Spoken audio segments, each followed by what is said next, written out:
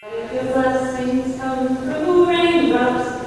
What if your healing comes through tears? What if 1,000 sleepless nights are what it takes to know you're near?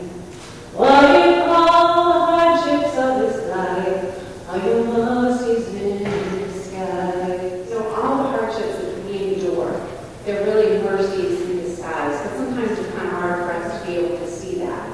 And God doesn't give us anything that we can't handle. When I was deciding that I was going to talk about lessons tonight, I posted it on Facebook.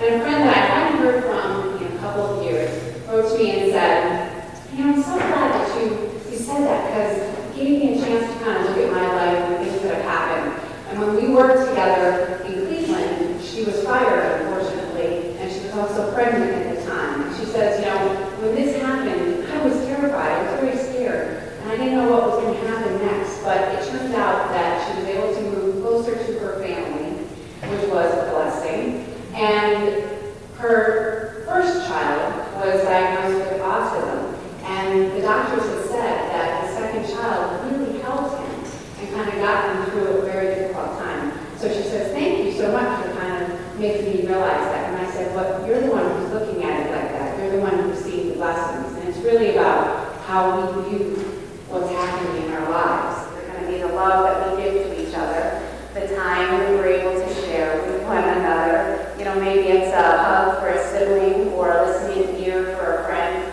or those unexpected random acts of kindness, that we encounter. And with September 11th being the 10th anniversary this year, there was a lot. And Susan is just the kind of person who does wonderful things just because. And when she's traveling, she remembers people and she might pick up something. And she gave Joe a tie. It was a beautiful, vibrant tie. And it was inspired by a famous painting. And he had kind of started collecting these museum ties, as he calls them. And she gave it to him. And he's like, wow, this is so wonderful. Thank you so much. And he said, I'm going to wear this today. And she said, well, you should. Well, you shouldn't wear that shirt. And he had on his tailor for your shirt, and it wouldn't match.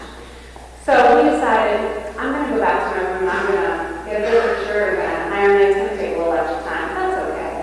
And so she went on to the conference, and he went back to his room. And right before he was about to leave, he felt the building kind of shaking. And he looked outside, and he soon discovered what had happened. And he was the only person in part of his team that had survived. Susan did not. He really struggled for years with, why not me, why them? And I'm sure that so many people did that day.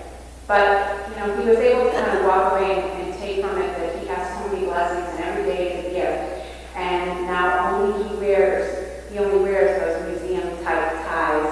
And he wore that particular tie that she gave him for his daughter's wedding. And I just thought that was such a nice way to remember her. And people come through our lives